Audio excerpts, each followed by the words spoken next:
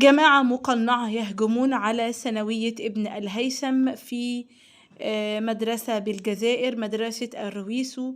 تعالوا نشوف مع حضراتكم كده التفاصيل كاملة، بس في الأول كده هنصلي على رسولنا الكريم عليه أفضل الصلاة والسلام. وما تنسوش لايك للفيديو، اشتركوا وفعلوا الجرس من كلمة الكل عشان خاطر يوصل لكم الجديد والترند. خلال الساعة الماضية تصدر مشهد فيديو صادم عبر مواقع التواصل الاجتماعي لدرجة أثارت جدلا واسعا بين المستخدمين، يشبه المشهد مشهدا مأخوذا من فيلم أكشن أمريكي، وقد تم تداوله بكثافة عبر العديد من الصفحات فيسبوك. الفيديو أظهر مجموعة من الأشخاص يرتدون أقنعة غريبة وكمامات، وهم يهاجمون التلاميذ والأساتذة، بالإضافة إلى مديرة ثانوية ابن الهيثم الكائنة برويسو في العاصمة الجزائر. المعتدون استخدموا الألعاب النارية بشكل عنيف جدا جدا، مما أسفر عن إصابات وسط عدد من التلاميذ، وأحدث حالة من الهلع والذهول لدى أولياء الأمور وعموم الشعب.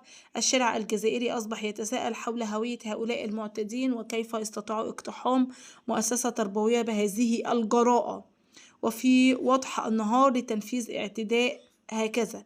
المواطنين طالبوا بشكل عاجل بفتح تحقيق للكشف عن الجهات المسؤولة عن التصرفات الخطيرة ومحاسبة جميع المتورطين فيها، فيما عبر الكثير من المتابعين عن سخطهم واختتموا تعليقاتهم بالدعاء قائلين: حسبي الله ونعم الوكيل فيهم. انتهى الفيديو مع حضراتكم لحد كده، وما تنسوش دعمكم الدائم للقناة، ومع السلامة.